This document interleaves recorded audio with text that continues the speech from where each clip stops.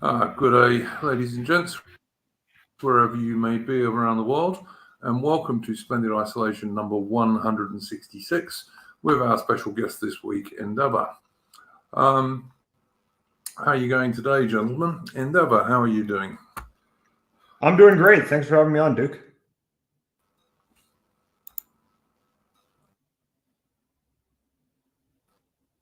Yeah, can you guys hear me? Yep, you're coming through fine for me. Oh, okay, yep. good. Yes, I am. Have we lost Duke temporarily? I think yeah, so. So you've got that coming. Okay, I think, Duke, I think you're cutting in and out again, because we only hear fragments of what you're saying. Mitch, how are you going today, mate? Same old, same old. No, maybe he's walked away.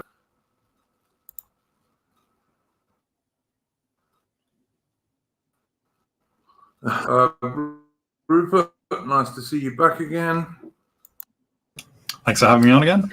We may not have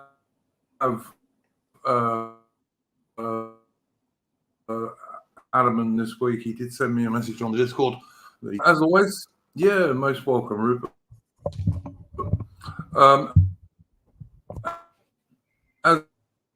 As always, we are going to ask the guests if they have a first subject to bring up, and I'm going to start with our special.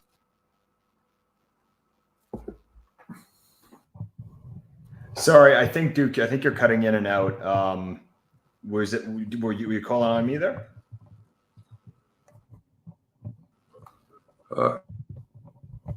Hang on. Endeavour, did you have a first subject you wanted to talk about this evening? You're muted at the moment, mate. I think I'm unmuted now. Do I have a first subject? Well, I don't know. I don't know about anything really particularly interesting in the news cycle this week. I guess the one thing for me that stood out was, and I'll never get tired of this, but I'm pretty happy to see Richard Dawkins taking a beating on Twitter again. That's something I'll never get bored with. Some of the posts I made about him went pretty viral. I mean, maybe not viral, but got quite a bit of traction. There was this clip that appeared was doing the rounds on Twitter of him, lamenting basically that Britain is losing its kind of cutting out a bit, Endeavour. Oh, can you guys hear me? Can the rest of you guys hear me? Yeah, coming through. I can hear you. Yeah, I can hear you clearly, Endeavour. I think that Duke might be. Yeah, you're cutting out a little bit. Okay, hold on. I'm Duke. I think it's on your end, because there seems to be that delay again. So, can you guys hear me loud and clear? Yeah, you're coming through fine for us, and apparently the chat thinks you sound fine as well. So I think it's on. Okay. Things on Duke's side. Okay. Well, anyway, I guess I'll just go on about what I was saying. So the thing for me, the thing for this week was Richard Dawkins on Twitter. He had this clip that was doing the rounds of him basically saying that and for anyone who doesn't know, Richard Dawkins, he was this atheist intellectual him and Christopher Hitchens were the two big boys of the new atheists. The guys in the 2000s and the 90s who talked about religion and about how it's the root of all evil and how it's this a backward superstition. And once we get rid of religion, then we're going to have science and reason, and all that's going to lead us towards this peaceful, advanced future. That's what Richard Dawkins was known for. And he had this clip that was doing the rounds where he's saying that he identifies as a cultural Christian. So he's a staunch atheist. He's totally against anyone believing in any form of deity or any kind of religion. But he says that he likes the ethos of Christianity. He likes churches and Christmas hymns, and he likes the Christmas season. And he was just getting torn apart on Twitter for this because now, I said, it looks like Duke dropped out, but I guess I'll just go on with what I was saying. Are you there, Duke? Yeah, no, I'm here now. Yeah, is there enough? I just continue. I'm here now. I can hear you fine now. Okay, excellent. Yeah, so is it okay if I just I think the post that I made about him is that I said that it's kind of ironic that Richard Dawkins, he's some guy that spent his life ridiculing religion and talking about how it's this backward irrationality and how it's holding back scientific progress and everything like that. And in his old age, he's lamenting that Britain is no longer a culturally Christian country. So he even said in this clip that he's glad that people aren't going to church, and he's glad that people don't believe as much anymore. But he's upset that Islam is now kind of moving into that spot, and that's kind of moving in to fill the void that's left by the loss of Christianity. And it's just really kind of ironic that. And that now people will point out that they said that Dawkins is always identified as a cultural Christian, so to say. But the way that he lived his life is that, if he actually was this cultural Christian, as he says, he's not a believer, but he said he liked living in the ethos of Christianity. He liked having churches. He likes having the Christmas season and things like that. Well, what he should have spent his life doing then is saying, he should have said, I don't believe. I'm glad other people do. But what he spent his life doing is basically it's the equivalent of saying how much you like honey while simultaneously trying to genocide honeybees. And I'm not particularly religious. I'm technically Christian, but I'm not like super. I wouldn't say I actively practice the religion.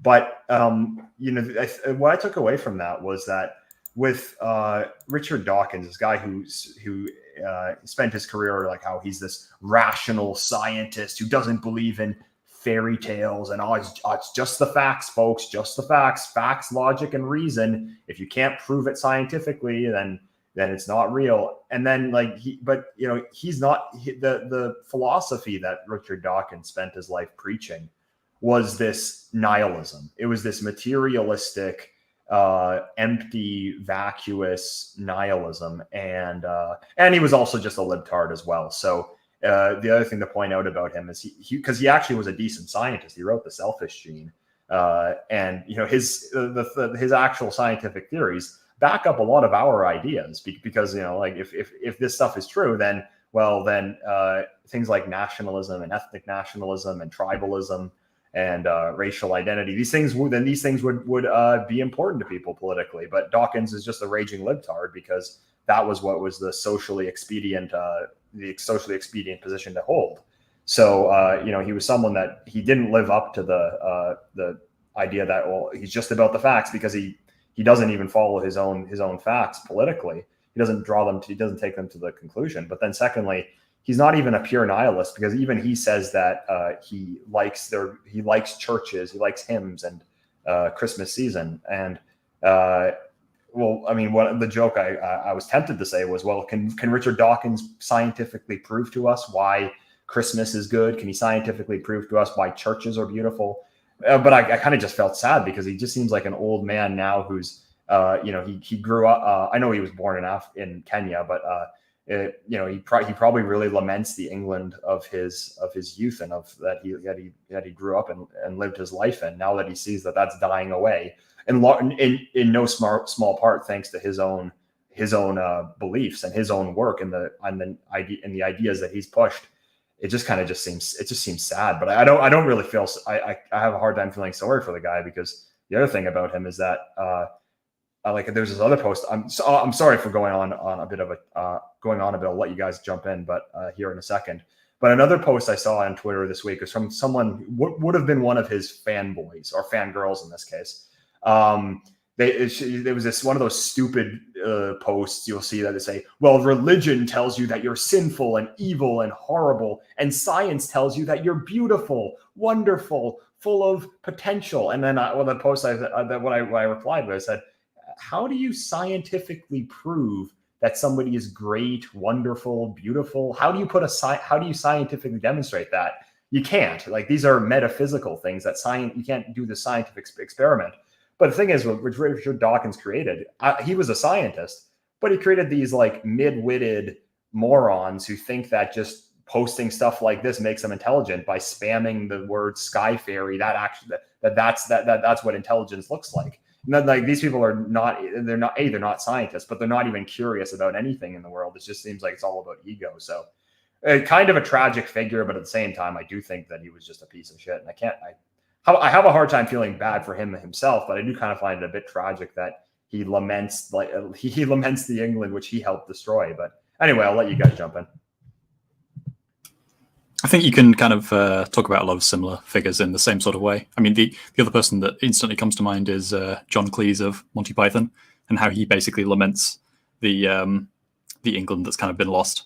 And you can say, okay, maybe Monty Python didn't have that much of a cultural impact in the the downfall of England, and it was all these other things like the vindictive and malicious elites, and all the greater forces that are much beyond that. But as a social phenomenon, it did seem to do some damage to the sense in which the English could sort of take themselves seriously in some of their traditions. I remember supposedly Monty Python is basically responsible for the end of the bowler hat, because nobody could really take it seriously anymore when it had been sort of treated as such a joke, or the butt of a joke for so long. Another person that comes to mind is Johnny Rotten of the Sex Pistols, who's now quite conservative in some ways. I mean, he still holds on to many of his old positions, but he's kind of like looking around at England and lamenting what it's become. But you were part of the movement that destroyed that. Do any of you guys want to jump in, or would you like me to follow that up? I mean, I saw was in the chat of a stream by a friend of our channel here called Connor, who who was a traditional Catholic, who did a reaction to that clip that went round. And I sort of had this sort of similar sort of view that this is a man who's part of that generation that rebelled against what his fathers and his society and civilization built up through generations.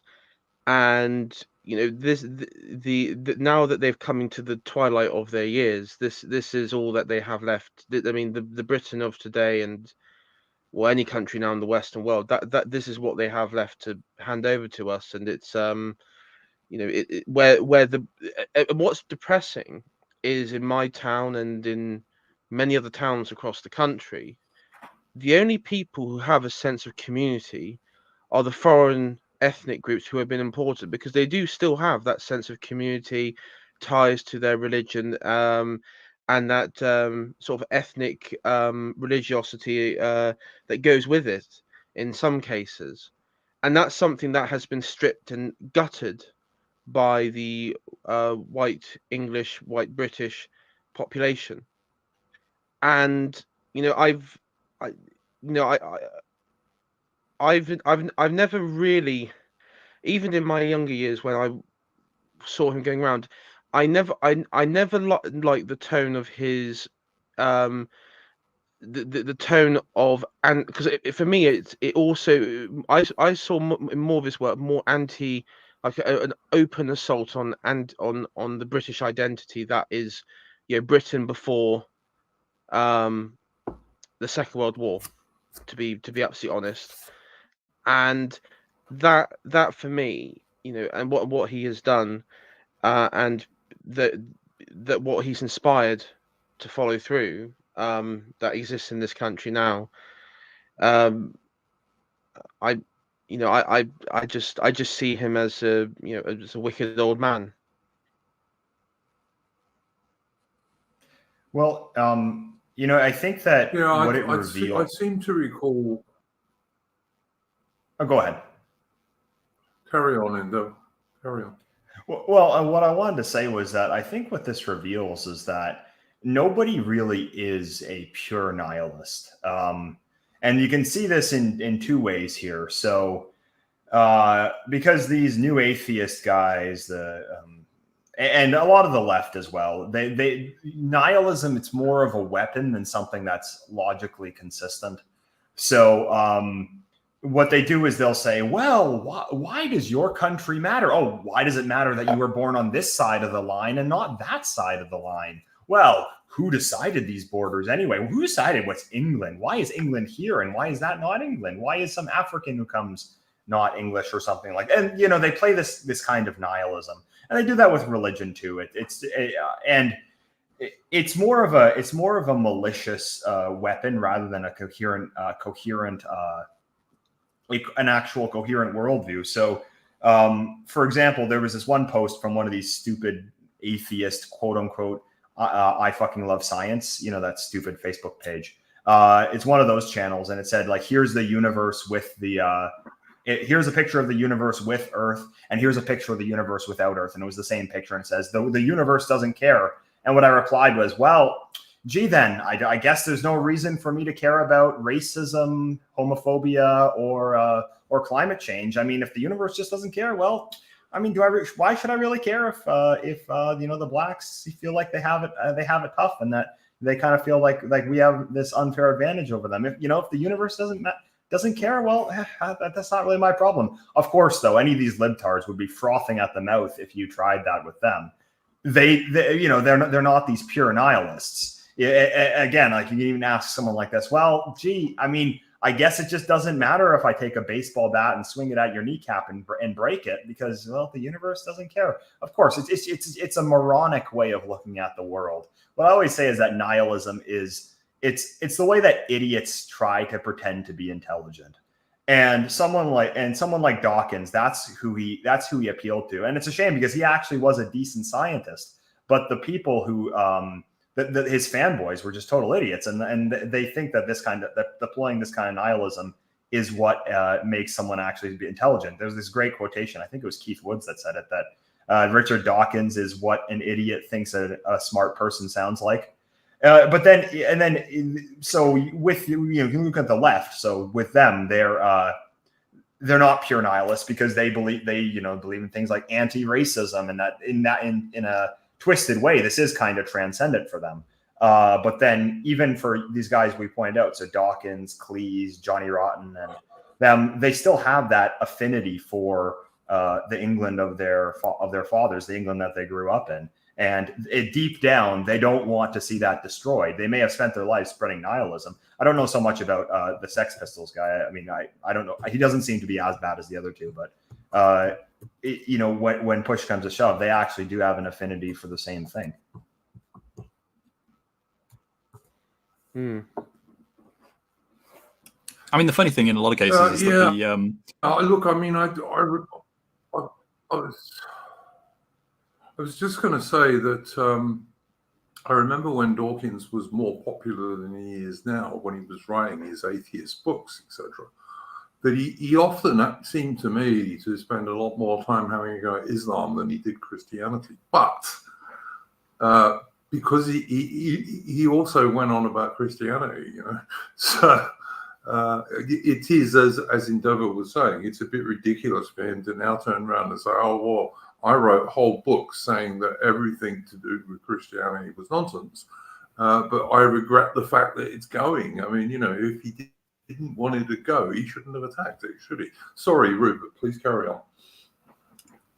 I was just going to say that the interesting thing about the nihilism is that it even sort of extends to the more rigorous, quote unquote, philosophical side of nihilism as well in many cases. So hearing Foucault talk about sort of like his version of like why nothing matters,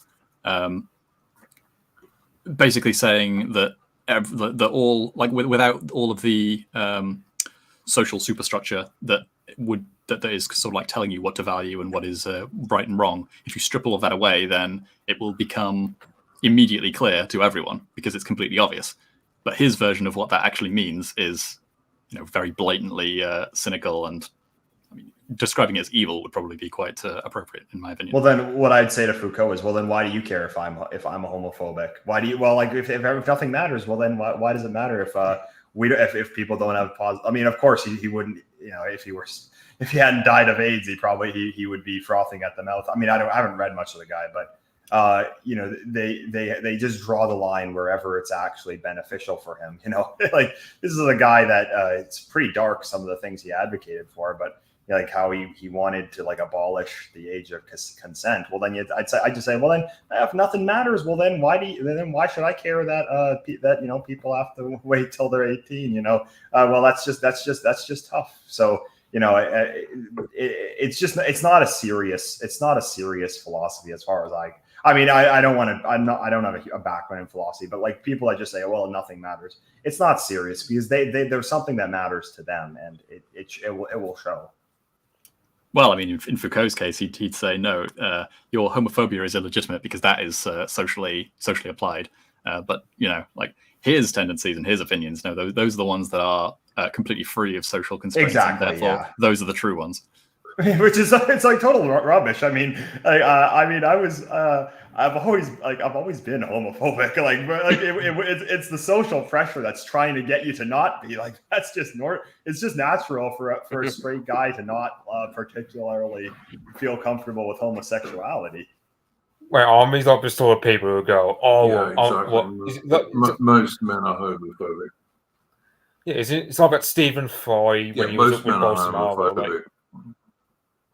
It's like when Stephen Fry was up against Bolsonaro like bloody ages ago, and he said something along the lines of, "Oh well, 1,500 animals that have homosexual tendencies, but only one displays homophobia." And because we always use the argument where it's like, "Oh well, many animal species have this behavior akin to us, but it's only us that are homophobic." And it's like, okay, but if you're going to go off that argumentation, then I suppose we have to legalize rape because animals rape each other and they don't have a systemic attitude against it like we do. Or infanticide, cannibalism, like like a praying mantis or a black widow spider or whatever murders the male mate. Well, I mean, it's just a ridiculous argument. Yeah, that doesn't at all prove that because I don't know. So this animal engages in homosexuality. Oh well, I guess then you can't do anything about you got to bring your kids to the pride parade or whatever. It's just rubbish. I mean, they'll just say this because they just move the goalposts. They'll just move the goalposts to be whatever they want, and then it's just nihilism. Therefore, everyone should accept my ideology. That's basically what it is. I mean, there's a film, I don't know if you guys have seen it, it's called American Beauty. And if you want to encapsulate, the sort of liberal, I guess even the nihilistic ideology in one, I mean, that's a classic one. And in that one, I mean, of course, the homosexual is the homophobic military father, and everything is projection in that film, and everything is like repressed anger and all that sort of stuff. So that's the other thing. There's a very popular liberal sort of belief that people who are homophobic are people who are closet homosexuals, and they are just it's just a projection of their or whatever. Which is ridiculous, because then the only way that a man cannot be gay is if he is totally okay, if he's like if he supports everything the LGBT agenda. It's just it all goes back to Freud, and I can get into that. Ironically, that itself might actually be projection. The best example of that I remember was the guy who was doing all of the debunking of the Pizzagate stuff, then eventually got arrested for possession of,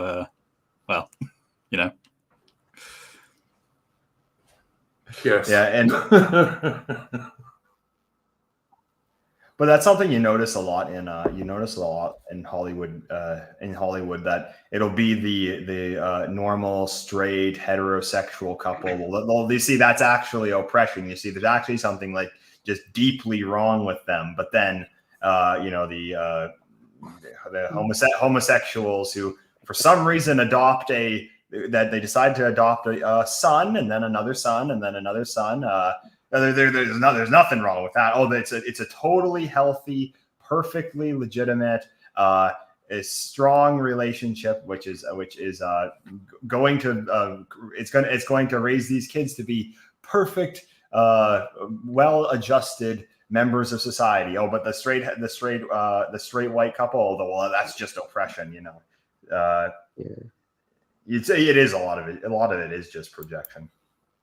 And it's quite funny because you have that Jill What Biden, was, who, sorry, you had that Jill Biden, First Lady, who, what was it? She was there was a clip going around of her, sort of promoting the legacy of the LGBT movement in Weimar, Berlin, or something like that. So yeah. And you see that they sort of rewrite what was that? Sorry, what was that book that came out after World War II that tried to? I'm pretty sure it was written by a Jewish person about people who joined the Nazi Party and so on. I think it's the authoritarian personality. I think personality disorder or something like that, and it was just bullshit, basically. Yeah, I'm pretty sure that was the authoritarian personality, or something like that. That's the I know one, the one Endeavour. you're talking. Yeah, that's the one. Can I also point out to my audience that Endeavour is not an American; he's a Canadian. Can I just say to my audience, Endeavour is not an American; he's a Canadian. So there we go. Sorry, carry on, Endeavour. Yeah, I know of the book. I haven't read the entire thing, but they even, you know, I took a course on World War II when I was in university, and well, I guess I mean, it's no surprise to hear what kind of version of the history that they taught, and they even made us read excerpts from the authoritarian personality, and it said things that, like, you know, like certain things in the book. It's basically just anything which creates a positive, anything basically that creates a healthy lifestyle for white Europeans, that's pathologized. But then they don't turn that on. They don't turn that back on Jews themselves. So I can't remember whether this was in. I think it was in this book, but I think they said that, like, if a man attends the same church that his father attended, well, then that is evidence that, that's evidence of oppression. That's evidence that they're living in this authoritarian relationship. And this is all taken from Freud as well. If you go back to Freud, this stuff is just everywhere in that. What Freud, and then by extension the Frankfurt School, who used Freud, they incorporate a lot of his ideas were incorporated into it. It's basically, its goal is to pathologize healthy lifestyles among white Europeans, but then not pathologize that among Jews. So, for example, they consider nationalism or ethnic identity or believing in differences in racial differences. They portray this stuff as being, well, this is just this irrational mental illness that's the result of childhood trauma because his father was a tyrant and he actually had sexual lust for his mother. I mean, this is what people like Freud actually wrote. And they say, well, the reason, it's kind of like putting any kind of any kind of healthy social structures in white European society in this kind of box where it's turned into this like horrible mental illness. But then they don't flip that on the other side. So these guys all had a very strong Jewish identity. And by the way, if I'm going a bit too far with, seeing as we're on YouTube, you feel free to tell me to calm it down a bit. But they had this very strong ethnic identity of their own, and they didn't apply that same thing. So none of them will say that that a Jewish person who has an identity and is concerned about issues of anti-Semitism and stuff like that, they'll never say that, well, that's a mental illness. Or even, for example, you could apply it to other groups as well. They'll never say, well, a black person who identifies with his race and is proud of being black and is concerned with issues that relate to his group. They'll never say that is a form of oppression. They won't say that that's some kind of mental illness. So again, it's kind of it's this trick. And if you read Kevin MacDonald's book, The Culture of Critique, I think that one draws it out the best of any book. It's basically this way of it's basically a way of pathologizing anything which benefits the group interests of white Europeans, and in order to break down our own ethnocentrism while maintaining Jewish ethnocentrism, and as a result leading to them gaining a huge amount of power because they're still ethnocentric. They still help people in their own group. They still have all their organizations and all their donations and all their lobbying and everything like that. They maintain all that while relentlessly trying to prevent white Europeans from doing the same thing. And that's basically how they became the most powerful group in the Western world. But anyway, I guess I'm sure everyone's on here has probably heard this all 100 times anyway. Yeah, I mean, it's also interesting though because there's another angle to that. It's not just the pathologization of the of normal sentiments, but there was also the normalization of what was previously pathologized sentiments. So I remember there was it's either an article or something that was quite good. I can't remember where I read it, but the going through the story of how homosexuality was normalized in the psychological guidelines, because basically there was just a board that was I think it was the American Board of Psychiatry or something that was laying out the guidelines for what is to be considered within normal bands and what is to be considered an unhealthy deviation. And they basically managed to stack not only stack the board, but also fake a load of studies to present homosexuality as having no other effects and no deleterious effects on the on the mind of the person, of the people in question. And so it was judged to be something which was just completely within the normal scope of being, basically. And now we're kind of having to go through and rediscover that actually no, there are a number of other psychological malaises or maladies or whatever you want to say that come alongside this, and perhaps some indicators that it might be downstream of some other kind of whatever psychological problem. And yeah, I think that's kind of one way in which you can see very evidently that we are actually worse off in a lot of ways scientifically, contrary to what people would generally think, than we were, say, in the early 20th century or maybe even the 19th century in a lot of areas, psychology in particular, because we kind of been forced to accept things that are false for completely wrong reasons.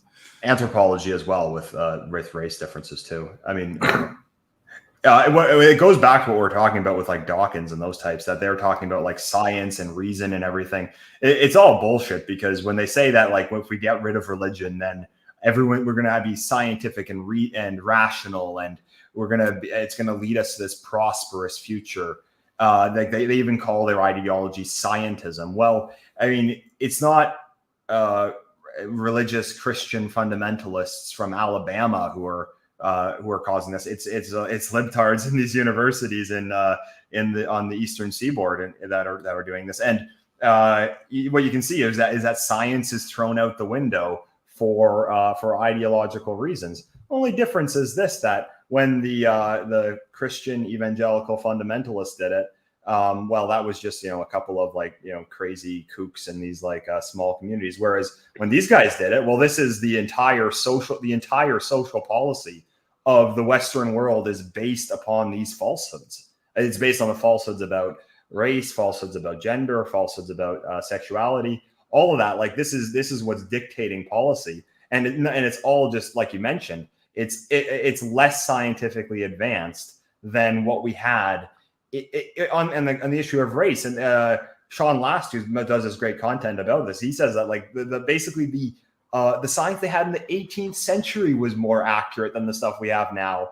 And it's all for ideological reasons.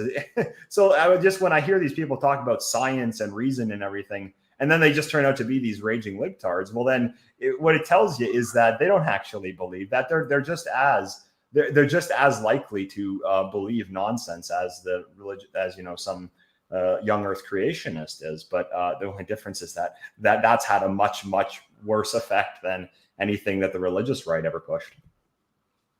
Yeah, I mean, the reality is very few people can exist without some form of religiosity. And then, as you said, Endeavour, that fundamentally the new atheist movement is in many ways just as religiously dogmatic for various liberal and progressive beliefs, and many of that they've internalized those, and probably today, I mean, I don't know how many crossover they would have with someone like Dawkins. I think deep down he probably does understand that a lot of those people who were his fans, supporters, whatever, don't he maybe he understands a monster that he's created within them in some capacity. But I mean, it's also like if you look, one thing that's quite interesting is with certain ethnic groups there is some strong strain of religiosity that exists, that's sort of pre-existing.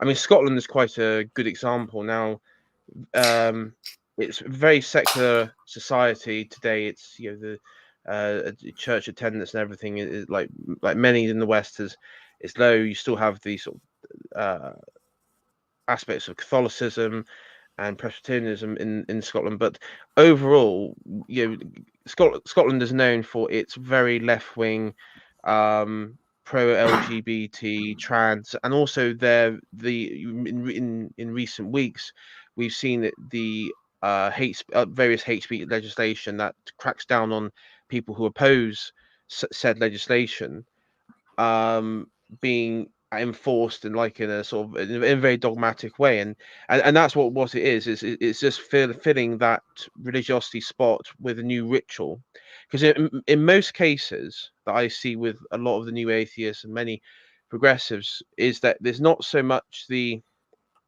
mean, they say they're against religion, but in reality, they don't understand what they're even talking about. They have no concept of any aspect of human history. I mean, they don't know very little about human history anyway, or how civilizations or different racial groups operate. But what they have, I guess, their disdain is actually the ritual, but they've just swapped it out for something. They swapped it out for something which has no transcendental aspect to it, but it's still a ritual and it still taps into that religiosity. It's just doing so in a very toxic and a very corrupt way.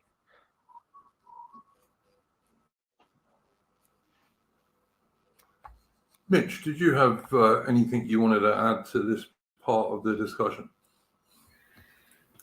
I mean, I'm not really. I think people know, like, I'm not really into Christianity, but it's like you get. But it's kind of like a bittersweet in a sense when that, like, as I said, I'm more inclined to paganism rather than Christianity. But it's like, on the other hand, it's also, you do look at Christianity and you go, it going opened a void which is not so easily filled. And so you take a look at countries like, because I was reading about Viktor Orban earlier and like how he consolidated his control. And like, for example, in late 2011, early 2012, like he put into law as part of a constitutional amendment that Hungary is a firmly Christian country, and lo and behold, like Hungary's not going to go. It's practically on gay operable because of the way that Viktor Orban has framed the constitution and his stuff for courts and whatnot with his people. So it's one of those things. On one hand, you can be pagan or Christian, but like at the end of the day, you can also, but you don't have to be a Christian to lament how the fall of Christianity is opened like a wound that it's not easily healed.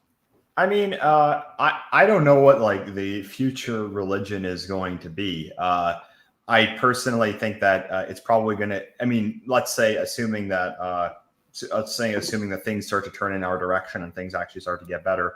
I think that, I don't know if it'll be necessarily a religion, but I think kind of what would be a guiding ethos is kind of more of don't know if I want to call it a religion, but kind of like a civic ethos.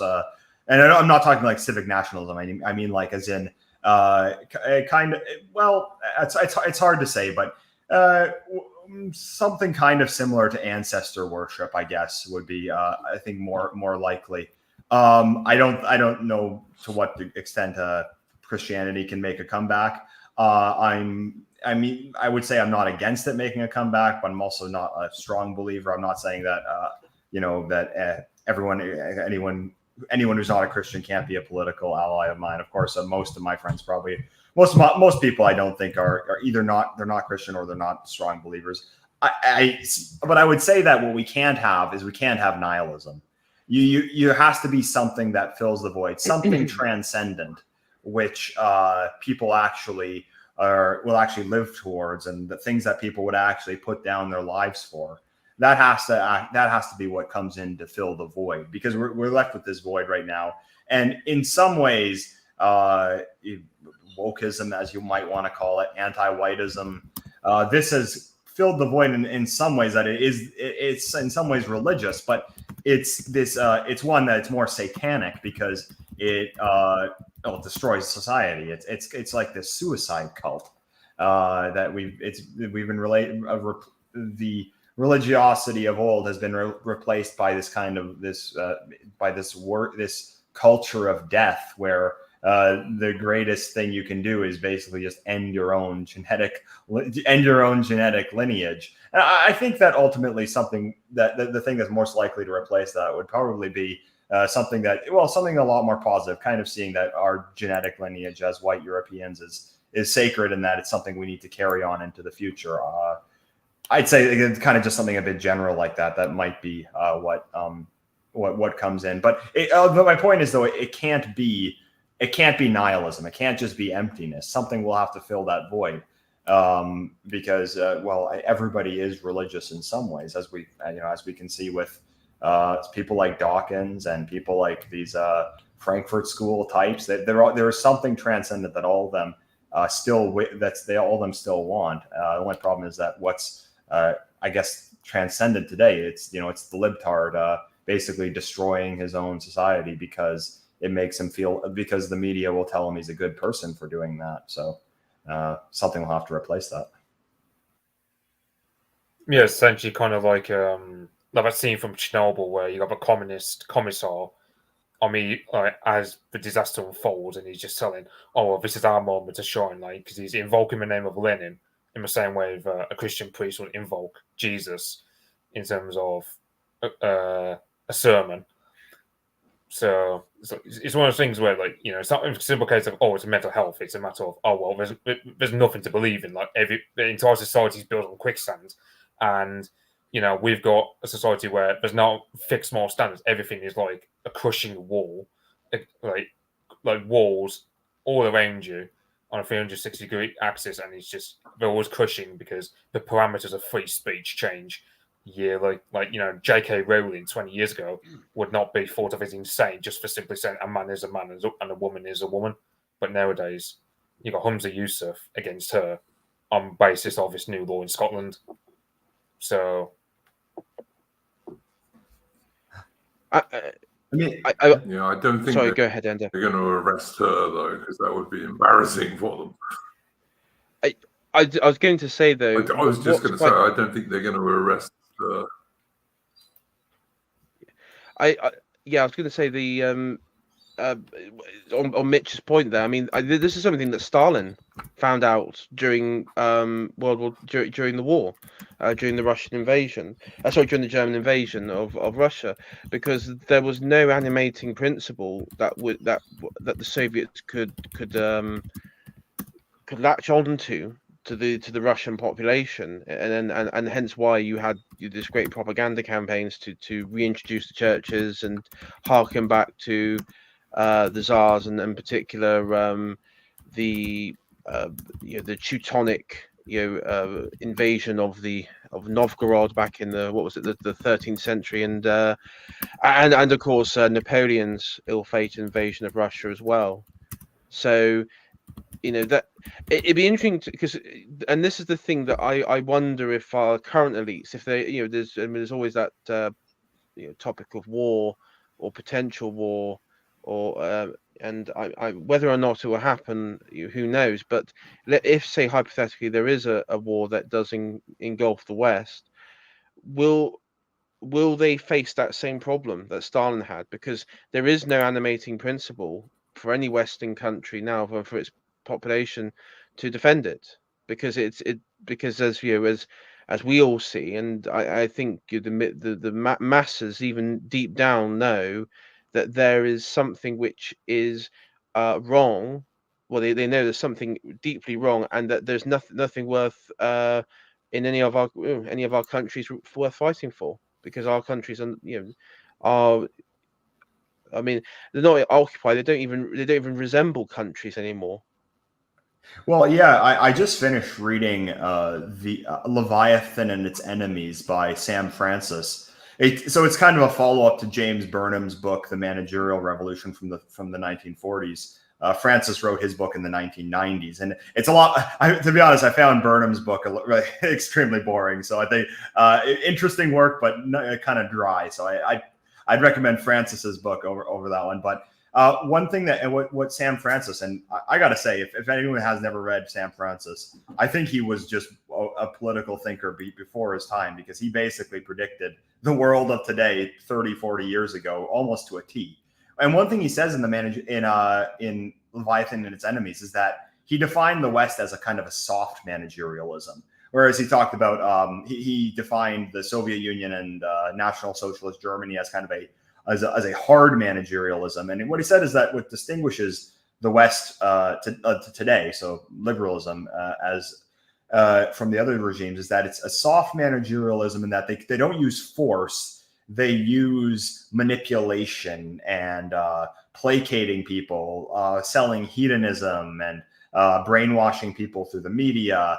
And this is how they maintain their power. But one thing he said is that the biggest threat to this thing is that they're not going to be able to actually motivate people to fight and defend such a system.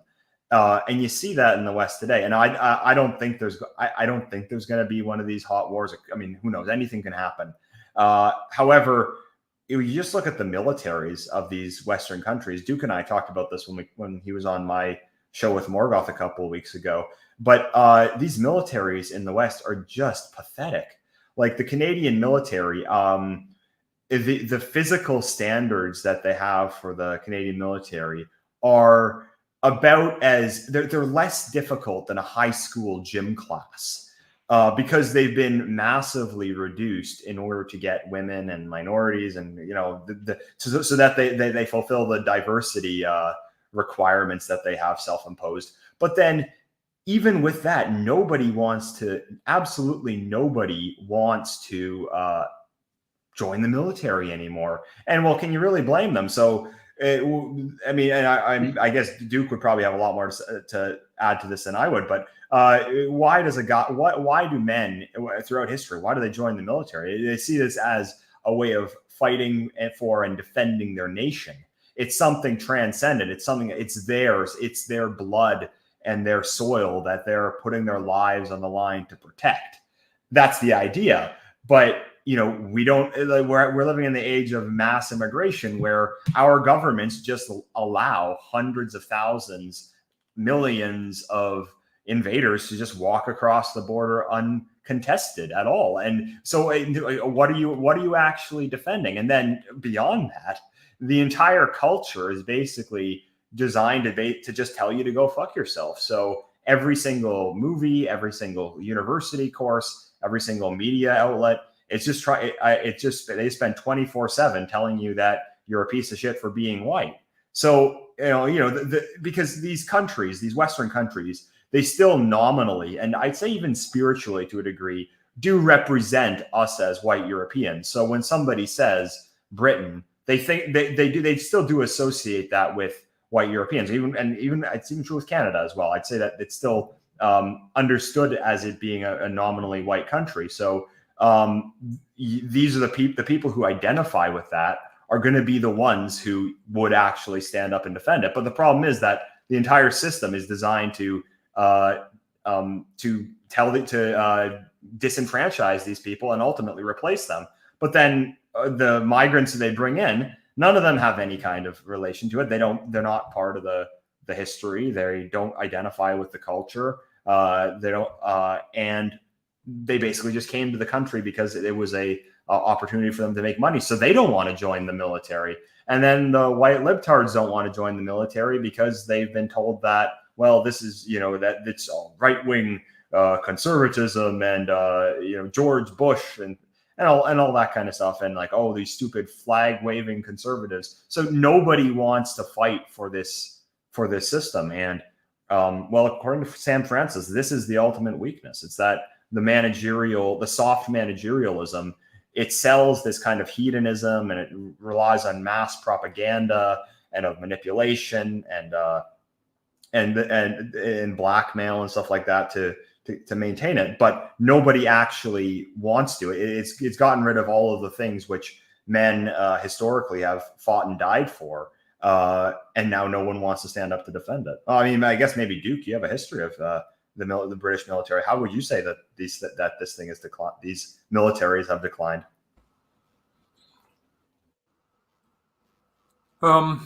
Yeah, look, I mean, I pretty much agree with what you said, to be honest with you, Endeavour. If the country is just having, nearly 1 million people a year coming in at will, then obviously there are no borders. So what the hell are you defending? When the so-called elites of your country, as you again said, constantly tell straight white men that they're evil, why are you going to join the military and defend that system? You're not, unless you're an idiot, and most people are not idiots. Also, one of the things that men used to get from the military was it was a challenge, particularly if you wanted to join a good unit or an elite unit of some description.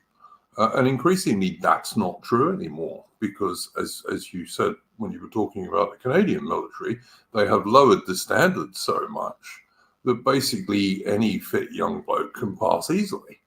It used to be that, particularly if you wanted to join an elite unit like, say, the Royal Marine Commandos or the Parachute Regiment, etc., it was bloody hard, and most people didn't pass. And even when I joined the army in the early 80s, even ordinary British infantry battalions, we had quite a few people who dropped out because they couldn't pass. This doesn't happen anymore because the standards have been lowered so much. And then, the military forces themselves are much smaller than they used to be. We kind of had this discussion a little bit last week, but it is a fact that Western military forces are much smaller than they used to be. And, you've got people in the chat turning around and saying, it doesn't matter about people being physically fit because it's all automated. I'm sorry, but that just isn't true. Look at the war in Ukraine, for example. There are still plenty of blokes with rifles on their feet or getting out of armored personnel carriers who have to go and do the job. And you can't do it all with drones. And that's not going to be possible, certainly for many years, if it ever is. So, yeah, but I mean, that would be my argument. I mean, what is it, if you're going to fight for, say, Britain, what is it you're fighting for? Because it isn't, I wouldn't fight for Hamza Yusuf and Sadiq Khan or Rishi Sunak. Why would I go and fight for those guys? They're not even British, Yeah, and that's the visible problem, which unlike in the Soviet Union, I mean, Stalin in that scenario, he was able to fall back on it. He was able to just do like a 180 turn on Soviet policy, but the thing there is in our current bit, you can't. I mean, you could just get rid of like all the Indian bankers and bureaucrats that are there in the top and replace them with like a Keir Starmer stuff, and that, which is somewhat one thing that's has been bandied about in our circles as a way of like containment and everything. But I mean, at the just to give a sort of a view on how bad it really is. I would say, like, even at the sort of late stage of the Western Roman Empire before Odoacer, conquered the last bit of the Western Roman Empire's holdings in Italy, they were still winning battles. They were still winning battles. Their army was still winning battles. It was still capable of fighting. I mean, and this the thing is, like, as Endeavour said, this is the regime we live. It's a soft managerial system, and it's. I mean, it must be the most paper tigers of all paper tigers going. Well, even we even mentioned the hate speech laws earlier. Now, a lot of these, when these things were being introduced, a lot of us, our stomachs dropped when we're hearing like what's going to be made illegal to say. Now, it's hard for me to keep track of all of them because I know that there was the Irish one. I know that there's new Canadian ones. I know that there's the Scottish one now, and it's hard to keep track of like every single hate speech law and all of its intricacies. But one thing that they're saying is that I heard last week was that the Irish hate speech law is basically some of those Irish MPs are saying that it's almost dead in the water, and that I've even heard reports that this new Scottish hate speech law might be unenforceable because I mean it's just so ridiculous that that almost anything under this can qualify as hate speech. So I heard that like they had like thousands and thousands of reports in one day. People were reporting J.K. Rowling. People were even reporting Hamza Youssef himself for that horrible, evil, dreadful speech he gave. Everyone knows the one where he says white with such hate, with such like hate and vitriol in his voice. That one was really like horrible because it just goes to show what kind of people we're up against. But no, but I do wonder though, are these hate speech laws even going to be enforceable? What the concept of hate speech kind of reminds me of what Alexander Solzhenitsyn wrote in his book, The Gulag Archipelago, what he wrote about Article 58. So this was the article in the Soviet Penal Code against counter-revolutionary activities. And what Solzhenitsyn said was that it was impossible for any person at any time to not be in violation of that law in some way, shape, or form. Now, maybe the way that the hate speech laws are, it's that any white person, it's impossible for them to not be in violation of that. But they're just so like arbitrary that well, I mean, if we were under maybe a harder managerial regime, perhaps like you'd actually see these mass arrests. But I don't know. It just doesn't seem like these things are really taking off. And I think it might have to do with what Sam Francis talked about in his book, that they are kind of this, they are really this soft elite, and they don't really have the ability to use hard power as regimes like National Socialist Germany or the Soviet Union had in decades gone past, or any third world dictator you might want to pick. But it is an open-ended thing, because I'm not like ruling out the idea that you could see a Soviet style communist, not actual communist, but as in hard authoritarianism like you saw in the Soviet Union, but with wokeism as the guiding principle. These hate speech laws do really kind of come across as desperation in many ways, that they know that everybody hates the ruling elite. They know that people don't believe in their vision for the future anymore, and they're basically now just trying to shut people up about it. But are they going to actually be able to do that? Well, I think that remains to be seen.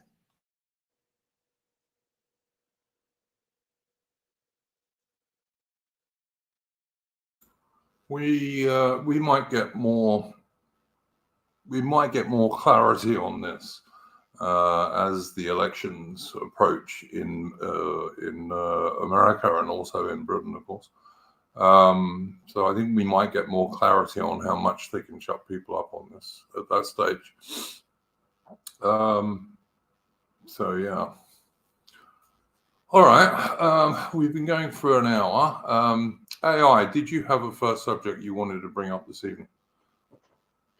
Yes, I do actually. Now this is something which, I mean, it's a bit of old news, but it's still going on. And this, of course, is the downfall of Reform UK, and of course that absolute numpty that's running it, Richard Tice, who probably is probably the worst political leadership campaign of anyone.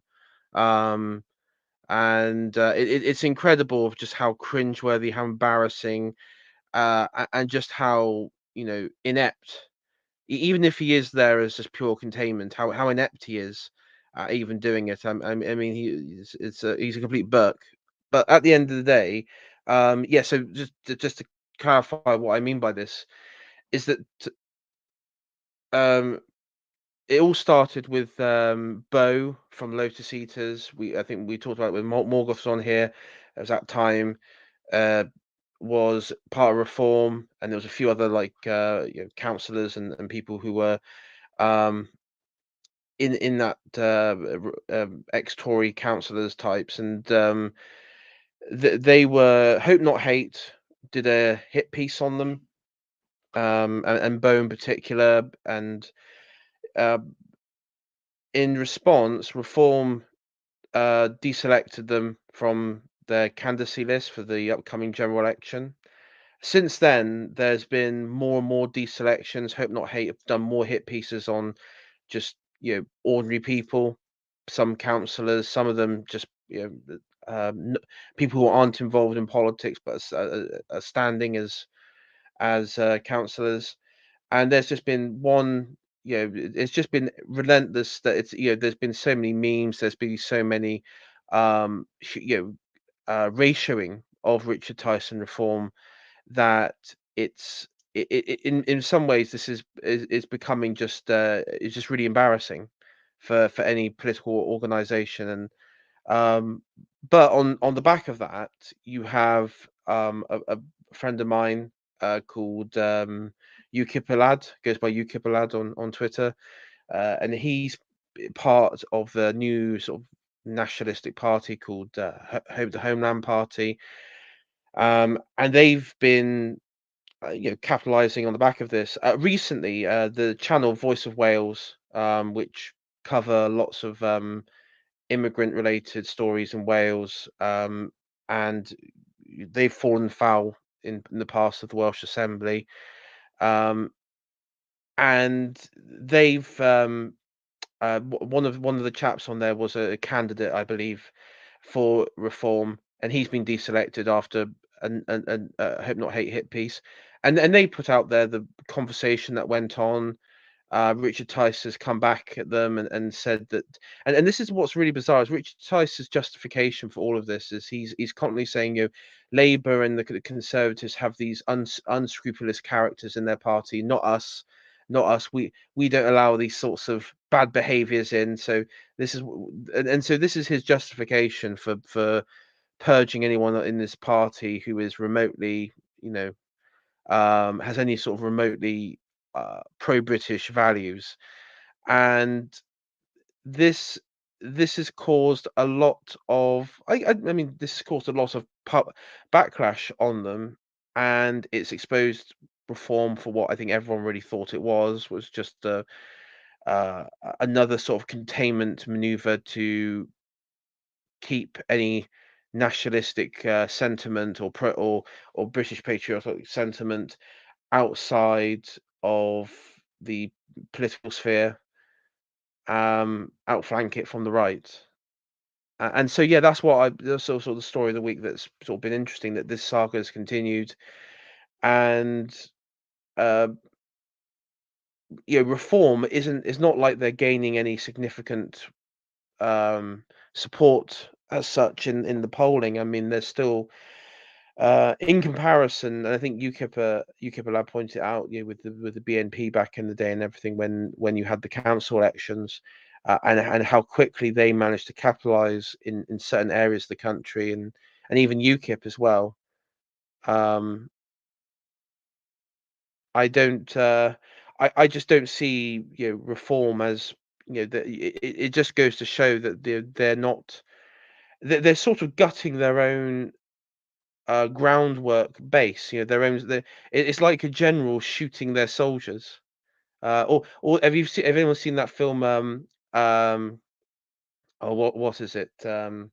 That's a Russian sniper film in Stalingrad. I think you mean Enemy at the Gates. Enemy of the Gates, yeah, and you have like the at the beginning of the film when they're all charging across the this sort of public square, and then they get to the German lines, realize that they're outnumbered, to go running back, and the commissars are just shooting the Russian soldiers. That's basically what Reform under Tice is doing. They're just treating their soldiers as like these Soviet soldiers in that film. So yeah, that's the sort of story that I've brought forward today. I can't help thinking that Tice cares more Ukraine and Israel than he does Britain, to be honest with you.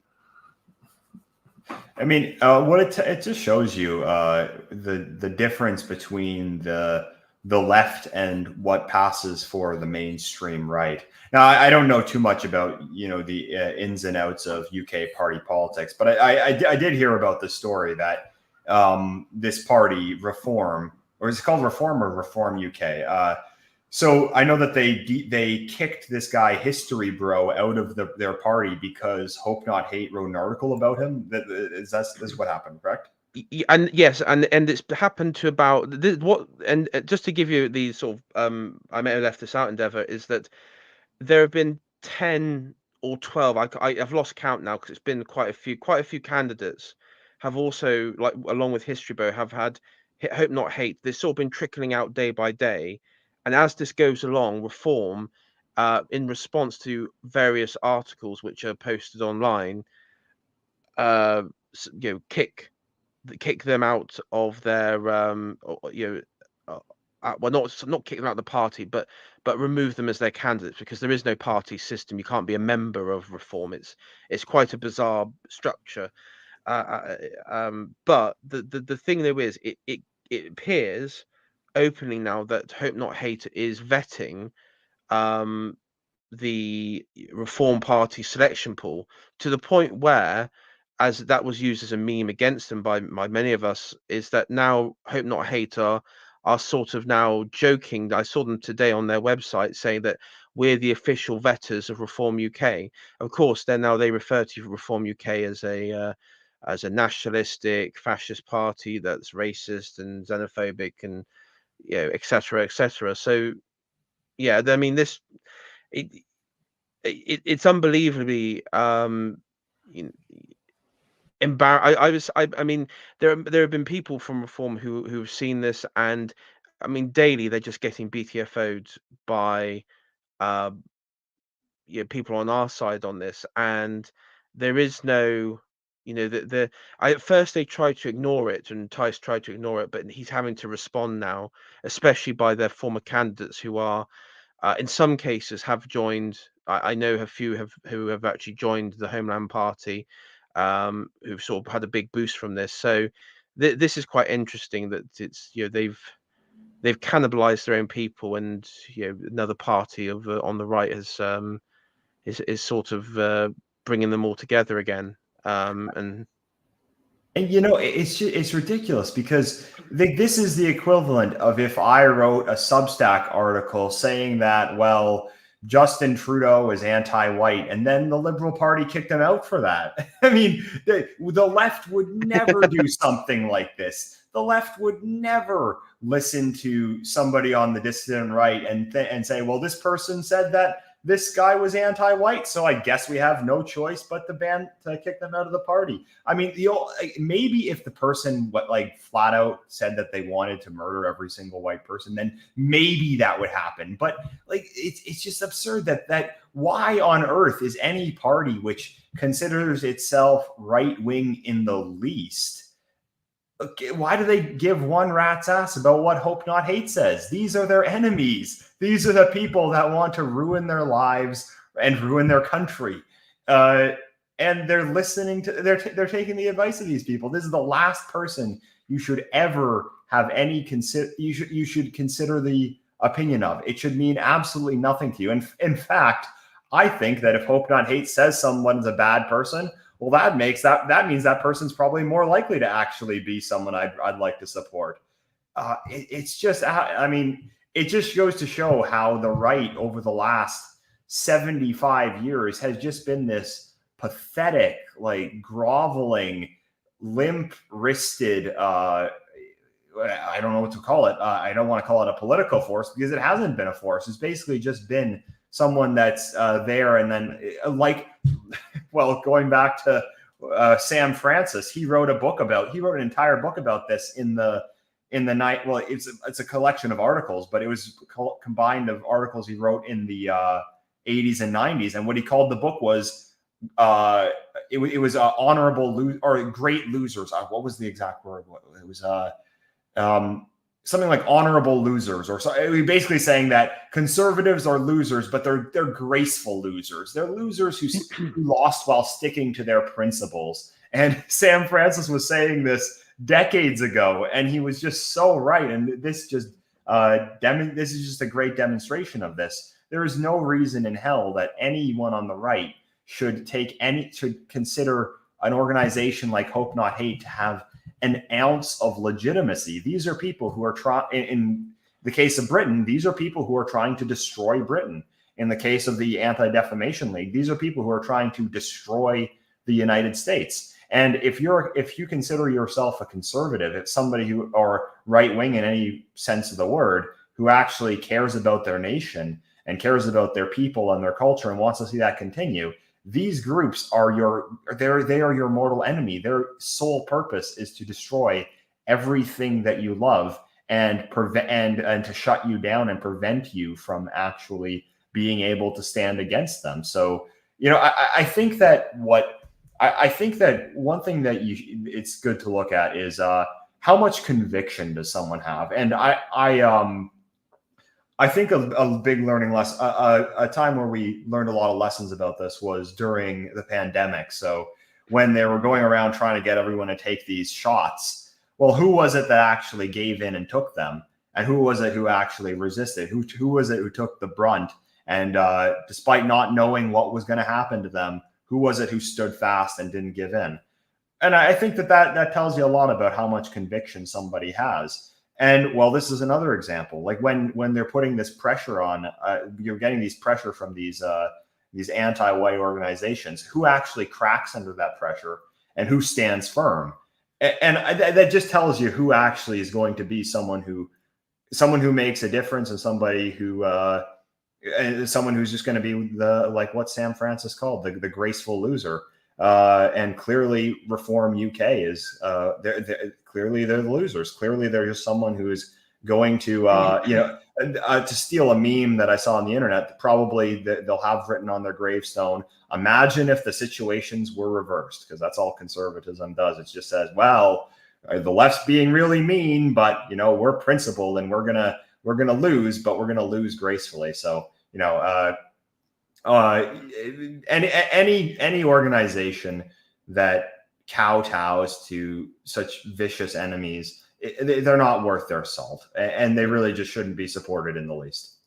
There's a quote that goes around on this channel and also in the moment with that's frequent, is that that this is a strain of liberalism. Conservatism is largely a strain of liberalism. Whether it be classical liberalism or what have you, and it's the ultimate thing is that the quote we have here from Bowden that we regularly sort of say here is that liberalism is moral syphilis, and this is the crux of it. Is the problem is that they are any sort of organization which is liberal, classical liberal, or however you define it, if it's not inherently anti-liberal and anti-egalitarian, then it has no hope of actually creating any genuine change in anyone's favor. And there have been so many in the UK fly-by-night alternative right-wing parties, movements. You had that Muppet Lawrence Fox. You had other people, other sort of bits which haven't really achieved. They haven't achieved anything. It's usually what is done is it's actually a lot of money's gone into it, and nothing's happened, and you're back to square one again. And so, but then of course people say, well, how can you get over it? And because the problem is the mechanisms of power is that if there was any genuine right wing movement which was anti-egalitarian and nationalistic and pro our group, well, that would just be shut down immediately from the powers that be. And so this is the balance that you have to find, which is a difficult one in our country, at least. Well, yeah, I mean, the fact that this organization kowtows to hope and hate really just shows that they don't believe in what they claim to represent, and that's plain and simple as that. Really, they are ultimately just, as you said, they're ultimately just libtards underneath the surface, and they're not gonna be part of any kind of solution. I mean, a lot of them, even the ones that are considered more principled, and even some of the ones that are considered more rightist, unfortunately. So Jacob Rees-Mogg, for example, in the Conservative Party, he would himself self-describe as, essentially a liberal of yesteryear. So, in that sense, there's basically no hope, because none of them are even trying to be conservative, and they're quite self-conscious of that. And if you ask them, they'll tell you. Well, yeah, this is the problem: is that people like him would also ascribe themselves like to the other worst aspect of as libertarianism. So, I can go on a lot about libertarianism. Go ahead. Yeah, but fundamentally, that sort of this is the real funny thing, because it's like an ideological transvestite sort of orgy within sort of these factions in the Tory party, where they say they're one thing and really they sort of pretend to be the other thing. But yeah, the whole sort of like old Etonian traditionalists part, Boris Johnson adjacent bit is basically just, I mean, it's liberal, but it's basically libertarianism. It's the ultimate. And Rees-Mogg is a very naive. He's probably one of the most naive individuals that I've seen on television representing the Conservative Party.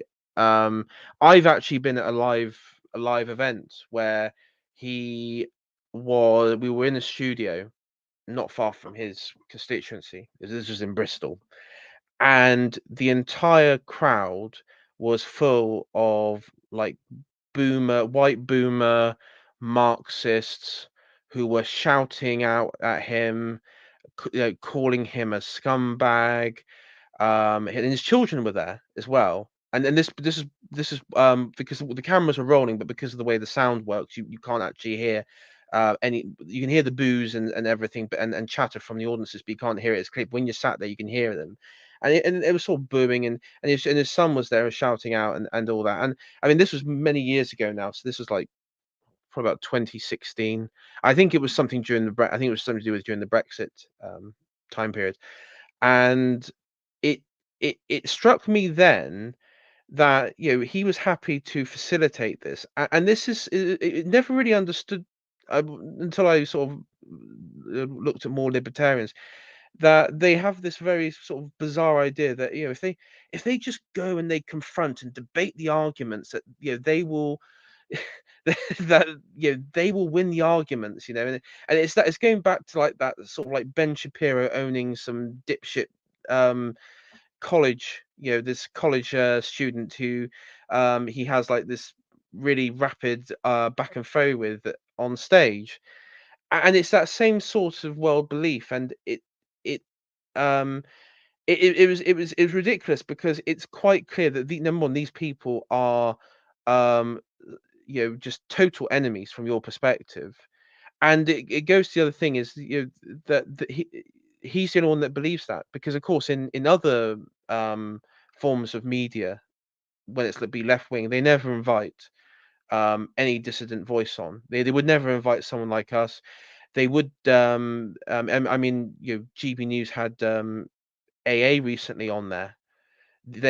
So there have been a few figures who've gone on there, but Sky and BBC and all the other ones wouldn't have any dissident voice on there. It would just be three flavors of the same, regime approved position. You'd be Owen Jones, Andrew Neil, and Nick Clegg or something like that. But in Rees-Mogg's worldview, in the libertarian worldview, is that they will happily have Owens Jones, and and some sort of raging liberal, and I forgot her name now, but she appears on with his show quite frequently. And even on his own show, which meant there to be promoting conservative to the right voices, he won't allow them even room to talk. So this is where it's complete naive understanding of people, and I actually think he genuinely believes it. I don't think this. I know people think a lot of it with him as an act. I don't think it's an act. I think he genuinely believes it. I think he's out of touch with the population, not in the way that people claim him to be, but in the way of how politics actually works. I don't think he has a real grasp of it. Well, one side is in it to win it. The other side's in it to be a nice guy. And the other thing to consider is just how big the power imbalance is between media. So you mentioned Jacob Rees-Mogg has this. I know he's like a conservative Tory party member, and I know how much you guys hate the Tory party. I don't blame you for that. He's this like milquetoast kind of conservative figure. But even those media, even that media is dwarfed by the amount of media which promotes global homo, which promotes, if you want to call it, that's controlled by the left, if that's what you want to call it. If anything, we're the ones who need more space in media. And someone like Jacob Rees-Mogg, like the little space that he actually has, the little amount that he actually has, he's giving it over to the enemy. I mean, it would be like if you're fighting in a war and then you realize your enemy runs out of ammunition and you just go and give him some ammunition because it would be really mean of you to shoot him while you have ammunition in your gun and he doesn't. I mean, there has to just be this total shift in the mindset on the right. And to be honest, I'm actually a bit more. I'm a bit optimistic about this actually changing because I think that this kind of attitude on the right, it's very boomer, so to say. And I don't mean this as an insult. I mean, Duke is a boomer, but he gets it. It's kind of, I'm more talking about the mindset and something that's more typical of the generation. I'd say that it's a holdover from when our societies were a lot higher trust. So when from the days when you could be a supporter of the Conservative Party and your friend could be a supporter of the Liberal Party, and you might not agree with each other on politics, but you can still be good friends and you can still treat each other well, and you can still get along, and your interests are you share the same interests. You just have different ideas about how you can achieve it. So you're not. Sorry. No offense, Duke. You can cut me off as well. It's your show. Sorry about that. But anyway, what I mean is like it's something that's typical, kind of an older generation mentality that I do feel that younger right wingers really, I think, see this as a lot more of a war rather than just kind of like this election cycle and like, let's get into office. I think that they see this as a lot more, the stakes are a lot higher than that. Well, I mean, it just goes to show with the way that with just day-to-day life. But I'm somewhat optimistic that this kind of naivety of the right is going to die off with the boomer generation. I do think that younger right-wingers really do understand that the left wants them dead, and that we cannot play fair with people who are like that. Definitely, and that's probably the sort of whole point of the Reform Party, Homeland Party split, is the reform of the boomers. And I mean, the Homeland Party is made up of younger guys below that sort of. There's not many boomers within that bit, so you have like a younger, more radical wing who are absolute opposition. And it's incredible going back to that very briefly is that on maybe on the final point here that in the past the Tory Party, Reform, UKIP were quite good at snuffing out nationalism in favor of maybe some like watered down civic nationalism, what have you. Today though, it's not working. The messaging itself in the past, which had worked to silence those voices on the right, isn't working today. Every day now, reform is getting hammered and hammered on all social media platforms, in all their comment sections, and all their supporters, even the boomers online, are seeing this, and that, to me, is a shift compared to a few years ago. And what we need to do is we need to punish these people more harshly than organizations like Hope Not Hate will punish them. So they punish right-wing organizations for platforming and putting up for election people like History Bro, for example. So they kicked them off of their ballot, I think it was. And they do that because they're worried about being punished by the establishment. They're worried about being punished by these organizations. I mean, that's the entire point of organizations like this, that it's to it's kind of like this protection racket. It's that, well, you better do what we say, or else we're going to come for you. We're going to come for your business. We're going to come for your money. We're going to ruin your reputation.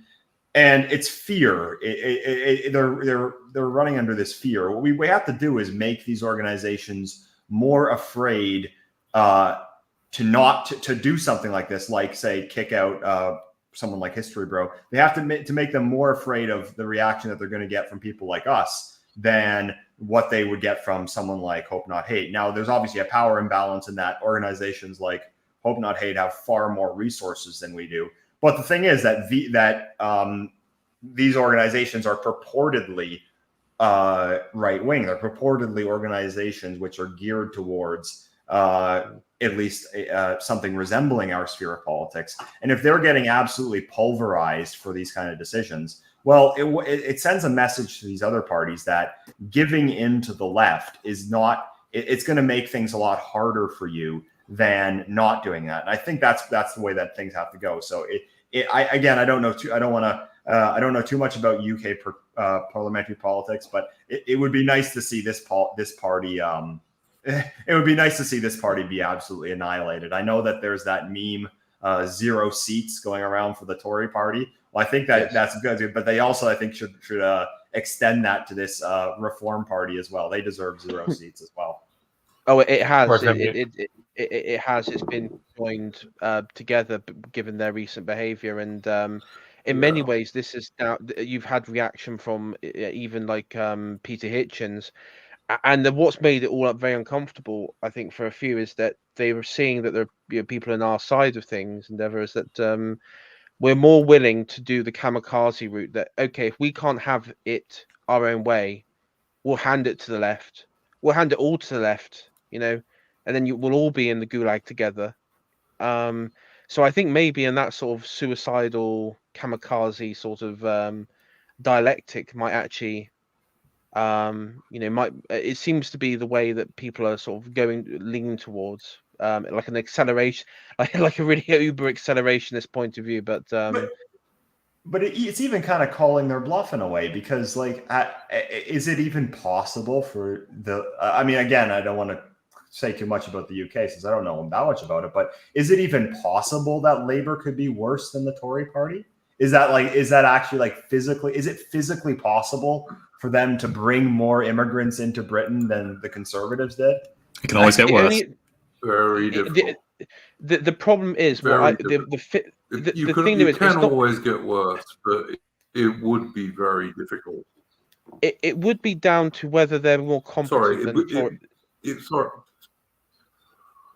I was just going to say, AI, it would be very difficult for Labour to be worse. But yes, as Rupert says, things can always get worse.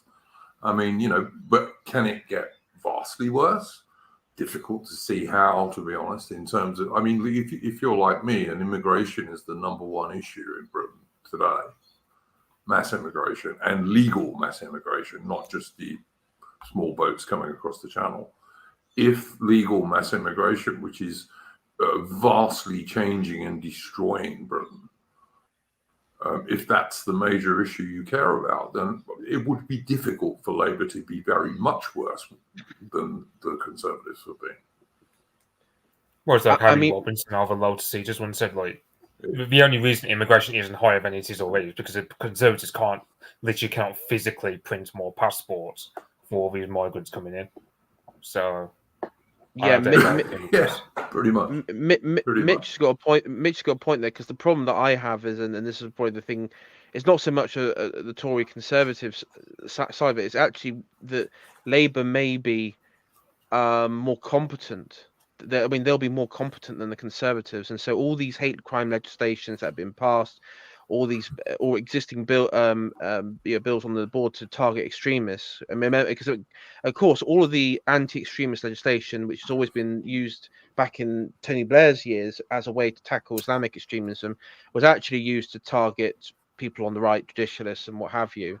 And the problem that we've got is, Labour may be more competent, and we could all, myself, Mitch, and Rupert, could end up in prison. In theory, who knows? Any dissident voice could end up in prison.